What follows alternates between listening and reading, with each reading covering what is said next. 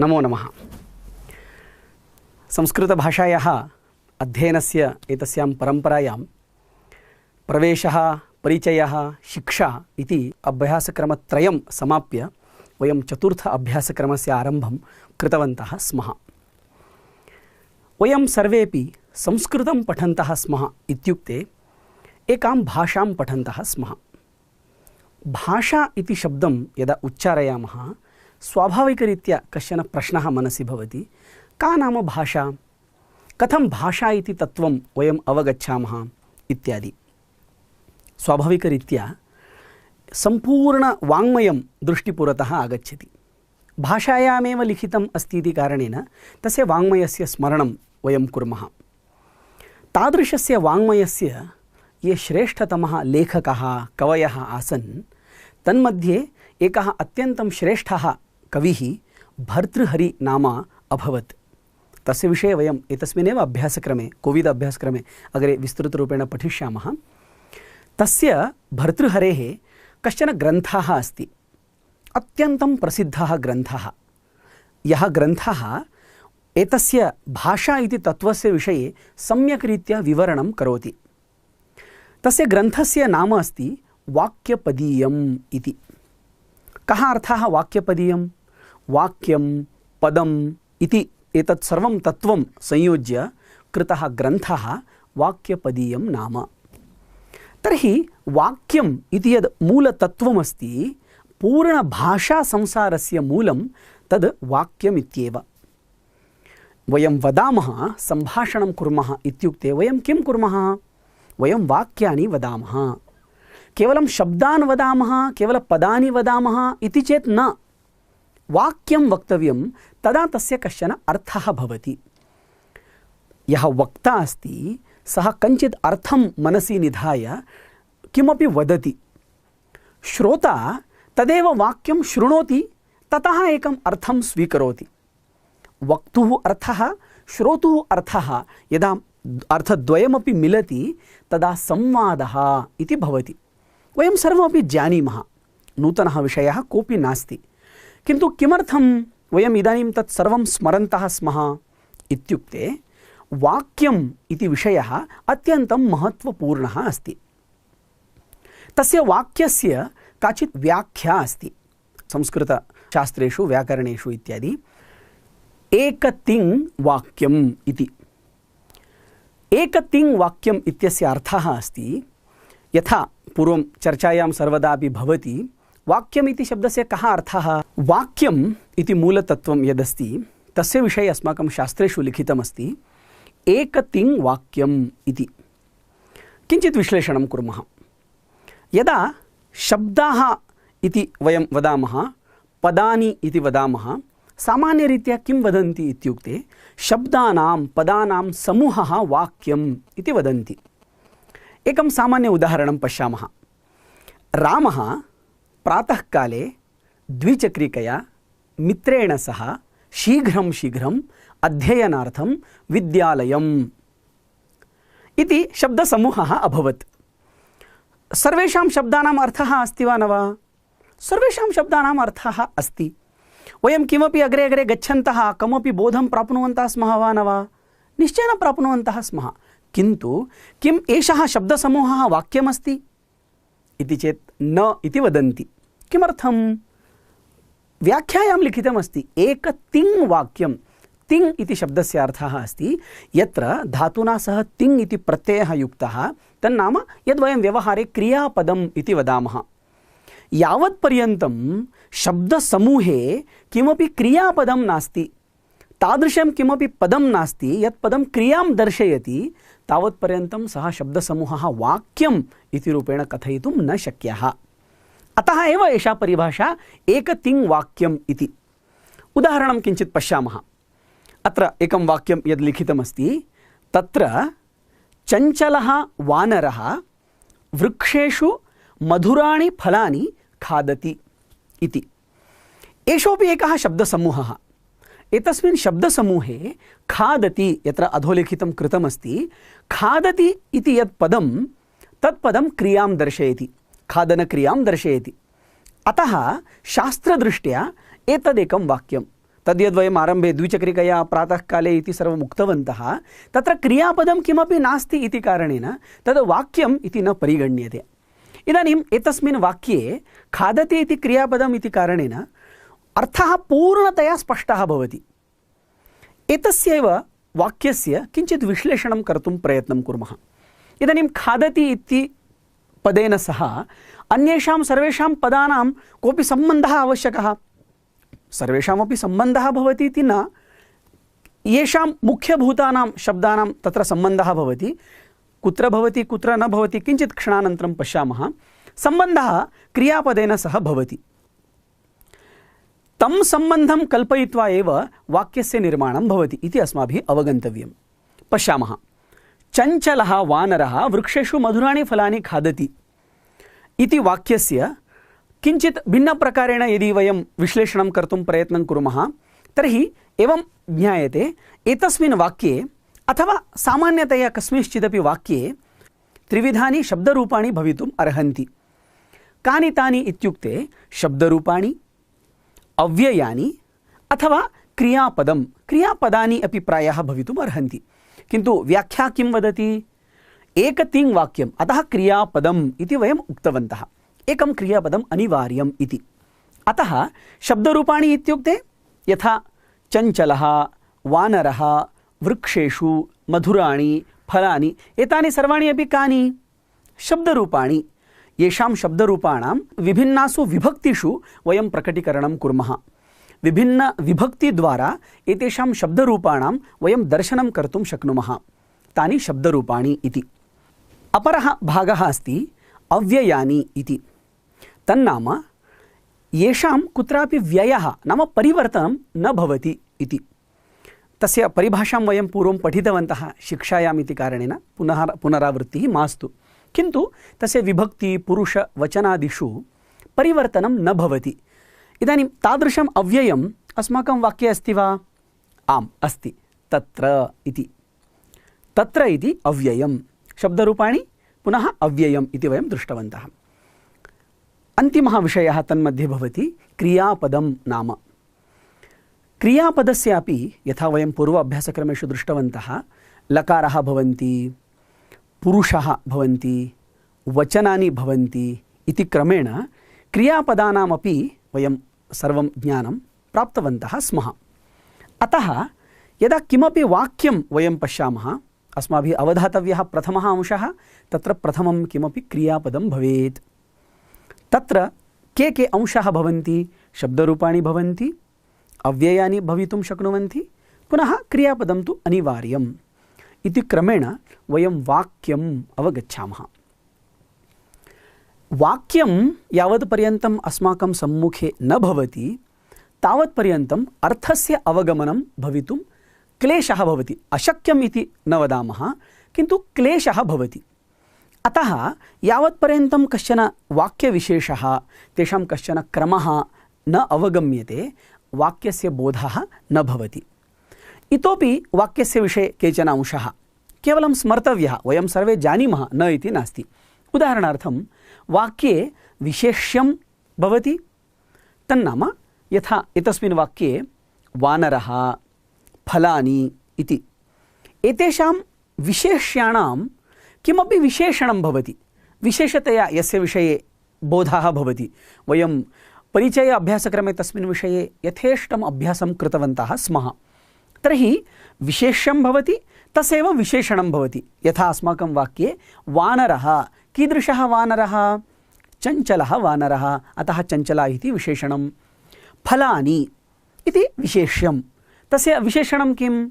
मधुराणि इति। एतदपि वयं जानीमः, पूर्वं पठितवन्तः, विशेष्यस्य विशेषणस्य च समानविभक्तित्वं भवति, समानवचनमपि भवति। अतः एतद् यदि अस्माकं स्मरणे भवति, विशेषविशेषणयोः समानविभक्तित्वं, तर्हि अग्रे अस्माकं महते उपकाराय भवति। एवं सामान्यतया वाक्यम् इति वयम् अवगच्छामः।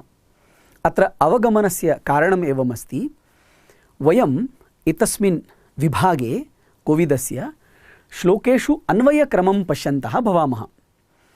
अन्वयक्रमस्य विषये यथा वयं शिक्षा अभ्यासक्रमे पठितवन्तः स्मः, तत्र कश्चन श्लोकः अस्माभिः स्वीक्रियते, तस्य श्लोकस्य वाक्यरूपेण परिवर्तनम् अस्माभिः क्रियते।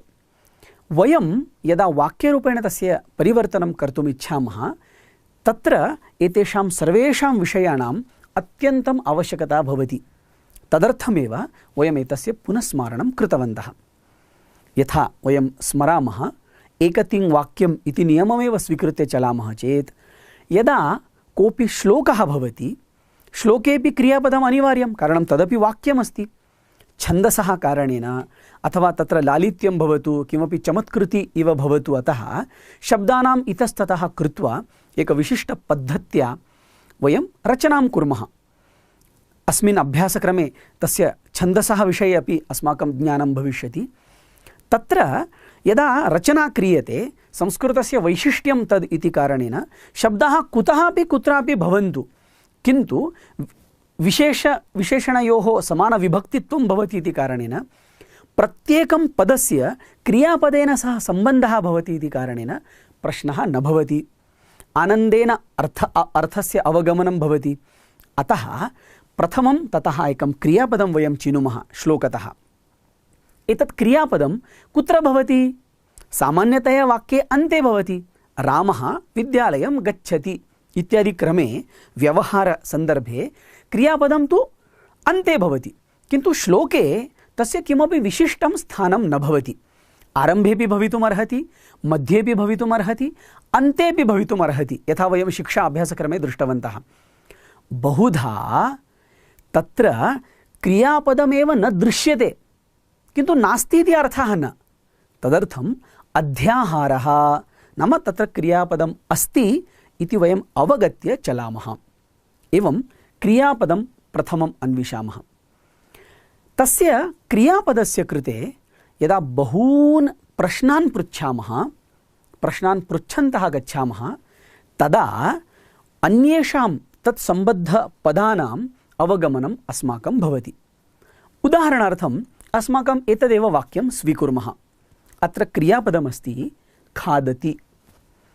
इदानीं खादति इति क्रियापदं श्रुत्वा पठित्वा मनसि प्रश्नः उद्भवति, कः खादति? यदा क्रियापदस्य कृते प्रश्नं कृतवन्तः, उत्तरमागतं वानरः खादति।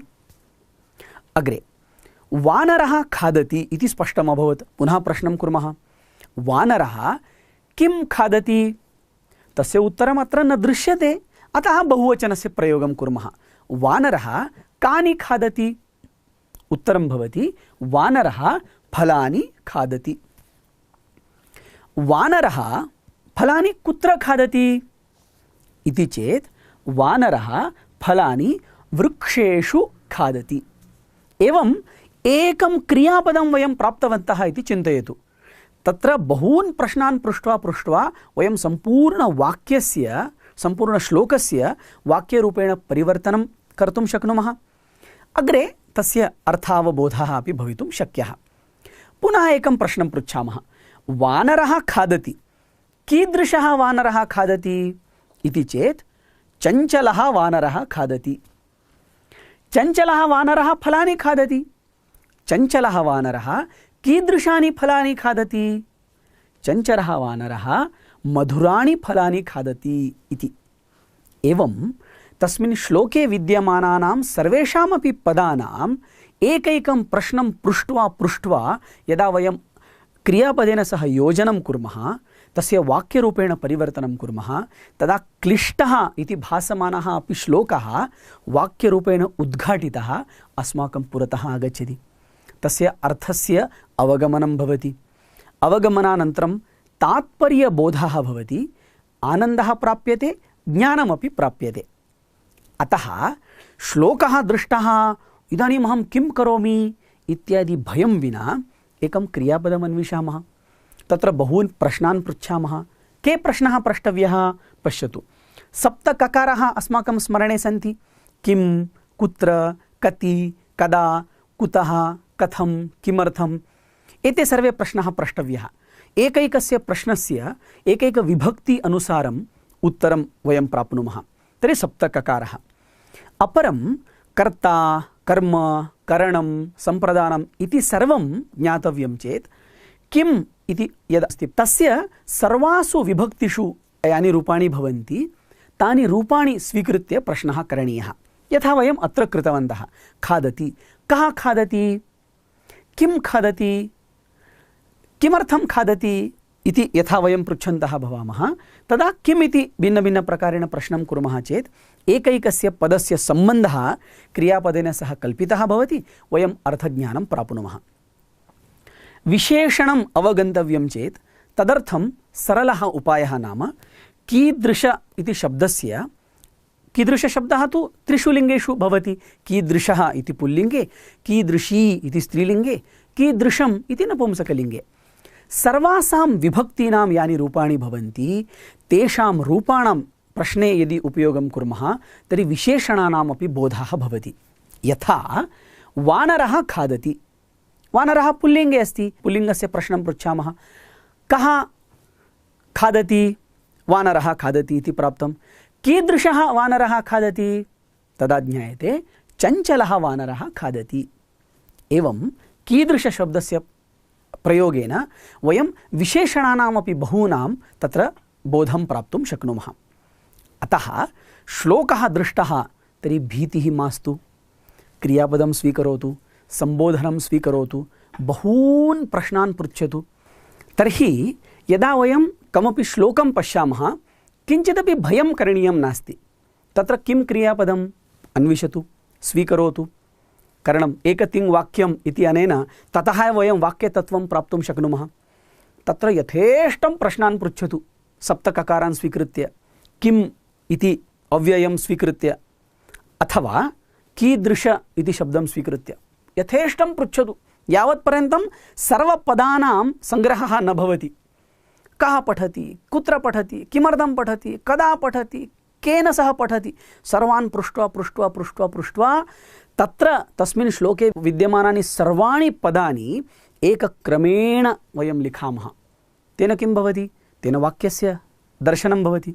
यदा वाक्यस्य दर्शनं भवति ततः अर्थस्य बोधः भवति, अर्थस्य बोधः भवति, श्लोकस्य काठिन्यं समाप्तं भवति। वयम् एतादृशान् श्लोकान् क्रमेण पठन्तः गच्छामः चेत् महान्ति काव्यानि अपि वयं सहजतया अवगन्तुं शक्नुमः। एषः एव क्रमः इदानीं कोविद इति अभ्यासक्रमस्य एतस्मिन् खण्डे श्लोकेषु अन्वयक्रमः इति खण्डे अस्माभिः पाल्यते।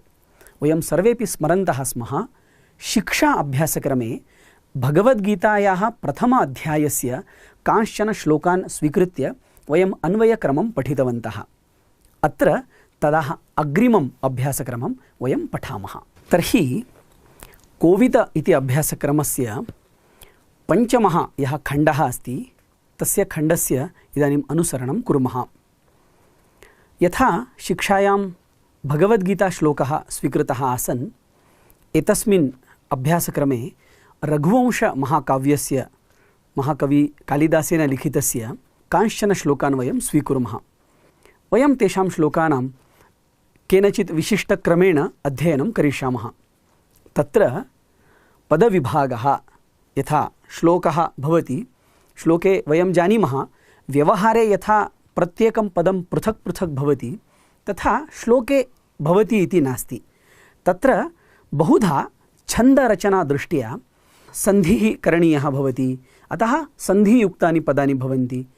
कदाचित् समासः करणीयः भवति, अतः समस्तपदानि भवन्ति। तेषां सन्धिविच्छेदं कृत्वा एकैकमपि पदं पृथक् कृत्वा प्रथमं तावत् पदविभागः करणीयः भवति। वयं यथा शिक्षायां कृतवन्तः तथा। यदा पदानि विभक्तानि तेषां सामान्यरीत्या एकं वाक्यं यथा कर्तुं शक्येत तथा करणीयं। तस्यैव नाम अन्वयः इति। कथं तस्य परस्परसम्बन्धः भवति इति सः द्वितीयः विषयः। तद् दृष्ट्वा तेन वाक्येन किं तात्पर्यं, कः तस्य अर्थः इति तद् वयम् अवगच्छामः। अग्रे अन्वयरचना कथम् अभवत्, यथा वयं पूर्वं दृष्टवन्तः, क्रियापदस्य प्रश्नकरणेन एकैकं पदम् अवगत्य तस्य अन्वयरचना कीदृशी इति अपि वयम् अग्रे पश्यामः। तद् अतिरिच्य इतोपि के सूक्ष्म अंशः अन्वयरचनादृष्ट्या अनिवार्याः भवन्ति, तेषामपि अंशानां वयम् इदानीम् अध्ययनं कुर्मः। तर्हि आरभामहे। एतद् कोविदपुस्तकं, तस्य पञ्चमः खण्डः, प्रथमः श्लोकः तत्र दत्तः अस्ति। श्लोकपठनात् पूर्वं यथा दृष्टवन्तः रघुवंशमहाकाव्यस्य एषः श्लोकः अस्ति। यावत् कथानकेन सह आत्मनः योजनां कुर्मः तावदेव सरलं भवति इति कारणेन वदामि। प्रसङ्गः अस्ति, महाराजा दिलीपः, चक्रवर्ती सम्राट्, तस्य पत्नी सुदक्षिणा। किन्तु यद्यपि सः चक्रवर्ती, सा सम्राज्ञी, तयोः अपत्यं न आसीत्। अपत्याभावे द्वयोः अपि महद् दुःखम्। अतः अपत्यप्राप्तिनिमित्तं किमपि करणीयम् इति धिया ते वसिष्ठस्य प्रश्नं कृतवन्तः। वसिष्ठः तदा सूचितवान्, नन्दिनी इति या धेनुः अस्ति तस्याः सेवां करोतु इति महाराजं सः सूचितवान्, दिलीपमहाराजं। तदनुसारं सः अग्रे धेनोः सेवां करोति, अग्रे तदनुसारं कथानकं गच्छति इति पूर्वपीठिका। एतद् मनसि निधाय प्रथमं श्लोकं तावत् पठामः। अथ प्रजानामधिपः प्रभाते जाया प्रतिग्राहित गन्धमाल्याम् वनाय पीतप्रतिबद्धवत्साम् यशोधनो धेनुमृषेर्मुमोच इति एषः श्लोकः। एतस्मिन् श्लोके दर्शनसमये बहुविधशब्दाः एकत्र आगताः इति दृश्यते। अतः तेषां वयं विभागं कृत्वा, पदविभागं कृत्वा कानि कानि पदानि इति अवगच्छामः। यथा पुस्तके एव अस्माकं दत्तमस्ति सौकर्याय। अथ प्रजानाम् अधिपः प्रभाते जाया प्रतिग्राहितगन्धमाल्याम्। एषः दीर्घशब्दः दृश्यते खलु, एषः समासः इति। वयम् अग्रे स्वल्पेन समासानां विषये अपि एतस्मिन् विभागे पश्यन्तः भवामः। तर्हि जाया प्रतिग्राहितगन्धमाल्याम् इति। वनाय पीतप्रतिबद्धवत्साम्, एषः अपि समासः। यशोधनः धेनुं ऋषेः मुमोच इति एवं पदविभागः। क्रमः कः अस्ति पदविभागे? यः क्रमः श्लोके अस्ति सः एव क्रमः। तर्हि वाक्यरूपेण एतस्य परिवर्तनम् अन्वयः इति कथ्यते।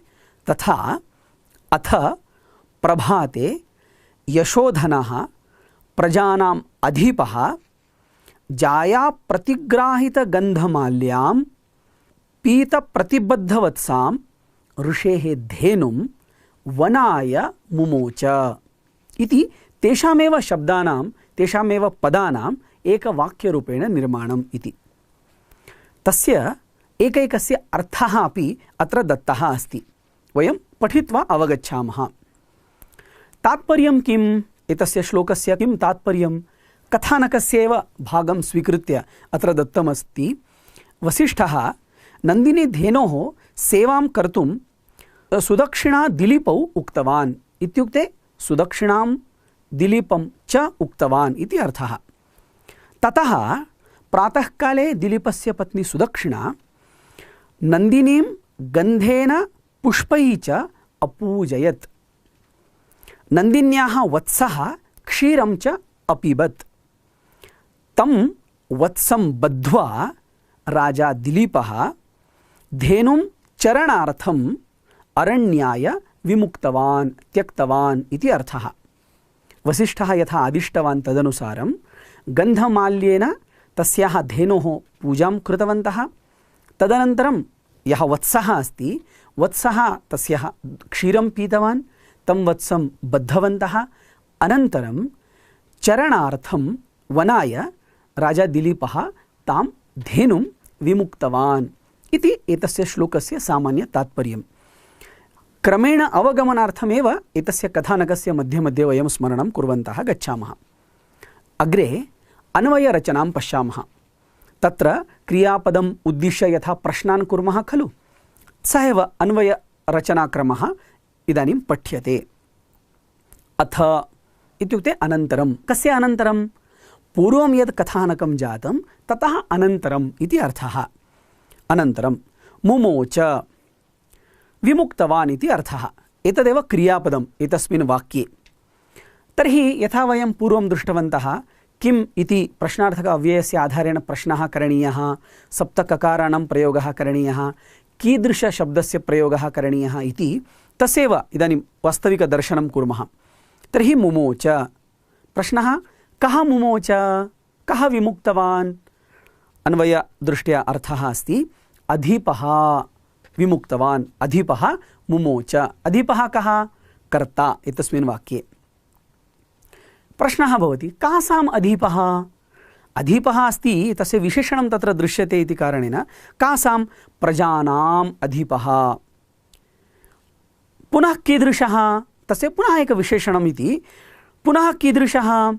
यशोधनः। यशः एव तस्य धनमस्ति, तादृशः यशोधनः। सः मुमोच। कां मुमोच? कर्मपदं ज्ञातुं कां मुमोच इति प्रश्नं कुर्मः। धेनुं मुमोच इति उत्तरं भवति। कस्य धेनुं मुमोच? ऋषेः धेनुं मुमोच। तस्यापि विशेषणमस्ति। कीदृशीं धेनुं मुमोच इति चेत् पीतप्रतिबद्धवत्सां, यस्याः वत्सः दुग्धं पीतवान् अनन्तरं तम् एते बद्धवन्तः इति। पीतप्रतिबद्धवत्सां तां धेनुम् इति एकं विशेषणं। पुनः एकं दीर्घं विशेषणं दृश्यते। अतः पुनः इति शब्दं स्वीकृत्य प्रश्नः, पुनः कीदृशीं धेनुम् इति चेत् जाया प्रतिग्राहितगन्धमाल्यां धेनुं मुमोच इति अर्थः। तर्हि पुनः कीदृशीम् इति प्रश्नः अत्र पृष्टः। कस्मै मुमोच? किमर्थम् इति कस्मै मुमोच? तत्र वनाय, वनं गन्तुं, वननिमित्तम् इति अर्थः। वनं गन्तुं मुमोच। कदा मुमोच? प्रभाते मुमोच, प्रातःकाले सः विमुक्तवान् इति। एवं केवलं शब्दानाम् एकत्रीकरणं कृत्वा अन्वयः कृतः निश्चयेन स्पष्टता भवति, किन्तु यावद् अन्वयरचना न क्रियते तावत्पर्यन्तम् एकैकस्य पदस्य क्रियापदेन सम्बन्धः, तत्र विशेषविशेषणत्वं सर्वमपि स्पष्टं न भवति। अतः अन्वयरचना इति अस्माभिः बहु आनन्देन अत्र द्रष्टव्या। एतावत्पर्यन्तं यथा वयं शिक्षायामपि पठितवन्तः स्म तस्यैव अनुवर्तनं सामान्यरीत्या कृतम्। एतस्मिन् कोविद इति अभ्यासक्रमे इतोपि कांश्चन अंशान् वयं पश्यामः। यथा वयं दृष्टवन्तः वाक्ये एकतिङ् इति यथा अनिवार्यं भवति, तेन सह बहूनि शब्दरूपाणि भवन्ति इति वयं दृष्टवन्तः। एकैकस्य शब्दरूपस्य विषये यदि पश्यामः तत्र केचन सूक्ष्मांशाः भवन्ति। यथा अन्तरचना इति एकः विषयः अस्ति। अन्तरचना इत्युक्ते यथा पूर्वं दृष्टवन्तः एव, नूतनः विषयः नास्ति, किन्तु पुनः स्मरणं भवेत्, अतः पुनर्वदामि। रामः इति शब्दः अस्ति। राम इति अन्तिम अक्षरं दीर्घं कुर्मः, अ इति श्रूयते, अतः रामः इति शब्दः अकारान्तः। माला इति आकारान्तः शब्दः। एवं प्रत्येकमपि शब्दस्य अन्तव्यवस्था काचित् भवति, तदस्माभिः अत्र अवगन्तव्यं। तर्हि रामः, हस्तः, सुधाखण्डः, मार्गः, ग्रन्थः, वृक्षः इत्यादयः सर्वेपि शब्दाः अकारान्तः शब्दः इति भवति। तथा स्त्रीलिङ्गे अपि आकारान्तः, ईकारान्तः, ऊकारान्तः, यथा चमूः इति शब्दः अस्ति, ऊकारान्तः शब्दः। एवं अन्तव्यवस्था तत्र द्विविधं, स्वरान्ताः अपि शब्दाः सन्ति, व्यञ्जनान्तः अपि शब्दाः सन्ति। व्यञ्जनान्तः इत्युक्ते जगत् इति शब्दे जगत् इति वदामः, अन्ते कोऽपि स्वरः नास्ति, व्यञ्जनमस्ति, अतः हलन्तः इति उच्यते। अत्र अजन्ताः शब्दः नाम स्वरान्तः शब्दः, हलन्तः नाम व्यञ्जनान्तः शब्दः इति अन्तव्यवस्था अस्माभिः अवगन्तव्या। तदनन्तरं लिङ्गम् इति द्वितीयः अंशः भवति। यथा जानीमः पुल्लिङ्गम् अस्ति वा, स्त्रीलिङ्गम् अस्ति वा, नपुंसकलिङ्गम् अस्ति वा इति अस्माभिः अवगन्तव्यं। ततः अग्रे अवगन्तव्यः अंशः भवति विभक्तिः का अस्ति। सप्तविभक्तयः सन्ति इति वयं जानीमः। तर्हि विभक्तिः का अस्ति तस्य शब्दस्य, तद् अस्माभिः द्रष्टव्यं। तदनन्तरं वचनं स्वाभाविकरीत्या एकवचनमस्ति वा, द्विवचनमस्ति वा, बहुवचनमस्ति वा इति दृष्ट्वा अस्माभिः तस्य विषये अवगन्तव्यं। तर्हि शब्दरूपं पश्यामः चेत् अन्तव्यवस्था, लिङ्गं, विभक्तिः, वचनम् एते अंशाः अस्माभिः द्रष्टव्याः भवन्ति। तदनन्तरम् आयाति क्रियापदम्। क्रियापदं द्रष्टव्यं चेत् तत्र किं किं पश्यामः? तत्र क्रियापदेषु लकाराः के सन्ति, पुनः पुरुषः कः अस्ति, पुनः वचनं किम् अस्ति इति सर्वमपि वयं पश्यामः। तेन तस्य स्पष्टता भवति अर्थ अवगमनदृष्ट्या। तेन सह अग्रे पुनः समासाः सन्ति। के समासाः अग्रे वयं पश्यामः। तथापि यथा वयं पूर्वं श्रुतवन्तः स्याम, द्वन्द्वसमासः अस्ति, बहुव्रीहिसमासः अस्ति, तत्पुरुषसमासः अस्ति इत्यादि इत्यादि तेषामपि परिचयः इदानीम् अग्रे अस्माभिः प्राप्यते। अनन्तरम् अव्ययं भवति। यथा पूर्वं दृष्टवन्तः यस्य व्ययः न भवति इति, च, अपि इत्यादीनि अव्ययानि अस्माकं सुपरिचितानि। एवम् एते सप्त अंशाः कस्मिंश्चिदपि श्लोके शब्दज्ञानदृष्ट्या पदज्ञानदृष्ट्या अस्माभिः द्रष्टव्याः भवन्ति।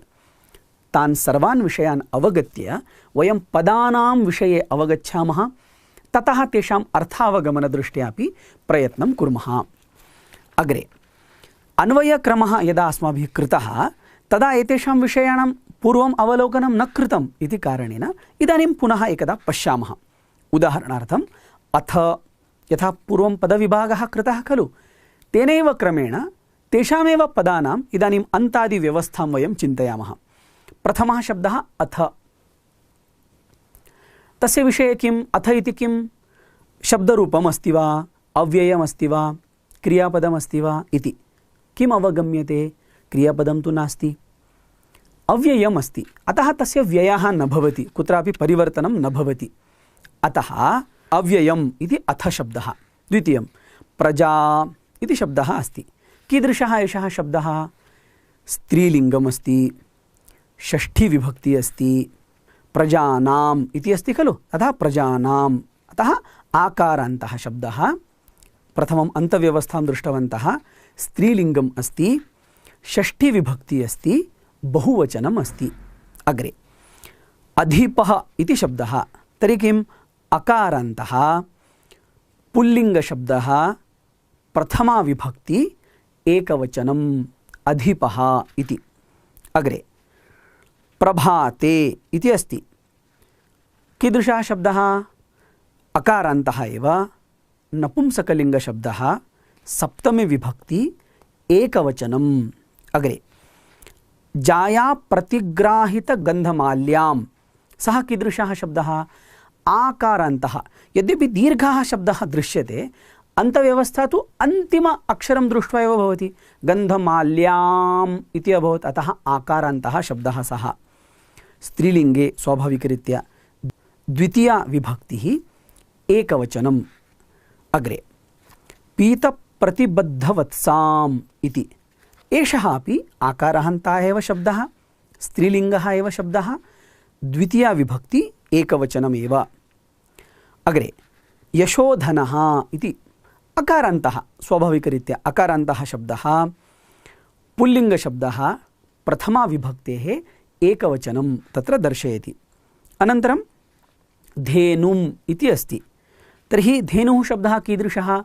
उकारान्तः, स्त्रीलिङ्गशब्दः, तस्य शब्दस्यापि द्वितीया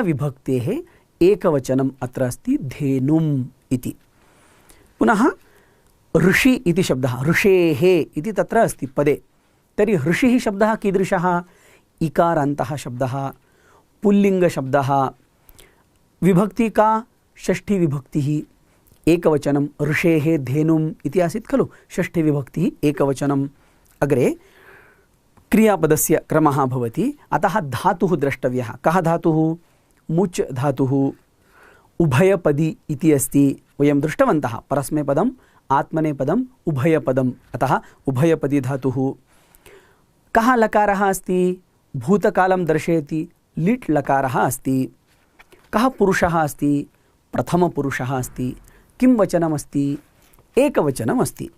एवं क्रमेण वयम् एतस्य सर्वेषामपि पदानाम् अन्तव्यवस्था, शब्दः अस्ति चेत् विभक्ति, वचन इति सर्वमपि पश्यामः। क्रियापदं चेत् कः धातुः, उभयपदमस्ति वा परस्मैपदमस्ति वा तत् पदं पश्यामः, लकारं पश्यामः, पुरुषं पश्यामः, वचनमपि पश्यामः। एवं क्रमेण एकैकपदमपि वयम् अवगन्तुं प्रयत्नं कुर्मः। अन्ते समासः इति विषयः अस्माभिः अवगन्तव्यः। क्रमेण बहु दीर्घम् अगत्वा एतस्मिन् श्लोके यानि समस्तपदानि दत्तानि तेषां विषये प्रकृतं चिन्तयामः। गन्धं च माल्यं च, गन्धमाल्ये इति समासः भवति, द्वन्द्वसमासः एषः इति। जायया प्रतिग्राहिते गन्धमाल्ये यया सा, का? धेनुः, तां धेनुम् इति बहुव्रीहिसमासः इति भवति। पूर्वं पीतः पश्चात् प्रतिबद्धः, सः कः? पीतप्रतिबद्धः। कः सः? वत्सः। तां पीतप्रतिबद्धः वत्सः यस्याः, सा धेनुः, तां पीतप्रतिबद्धवत्साम् इति तस्य अर्थः भवति, बहुव्रीहिसमासः। यशः धनं यस्य सः इति यशोधनः इति शब्दः निर्मितः भवति, सामासिकशब्दः, बहुव्रीहिसमासः इति भवति। अत्र सर्वेषामपि समासानां सामान्यरीत्या के समासः, कथं तस्य विभागः भवति इत्यादि वयं दृष्टवन्तः। अग्रे समासः इति किञ्चन पुस्तकं संस्कृतभारतीद्वारा एव प्रकाशितमस्ति। वयम् एकदा सर्वेषां समासानाम् अवगमनदृष्ट्या, तथा सन्धिः इति अपरं पुस्तकं, तस्मिन् पुस्तके सन्धीनां विषये लिखितमस्ति। समासः च सन्धिः च इति पुस्तकद्वयम् अवश्यं स्वीकृत्य तस्यापि एकदा अभ्यासं कुर्मः, तर्हि एषः विषयः स्पष्टः भवति। अनेन एव क्रमेण द्वितीय तृतीय चतुर्थपाठतः अग्रिमान् सर्वान् अपि श्लोकान् वयं श्लोकेषु अन्वयक्रमः इति विभागे पश्यामः। श्लोकः पठितः, अर्थः अवगतः, पर्याप्तम् इति भासते, किन्तु तद् पर्याप्तं न भवति। वारं वारं तस्य पठनेन सा प्रक्रिया अस्माभिः अवगन्तव्या भवति। एतस्मिन् पठितश्लोके तां प्रक्रियां वयं पूर्णतया अवगत्य अग्रिमश्लोकं प्रति गच्छामः। धन्यवादः।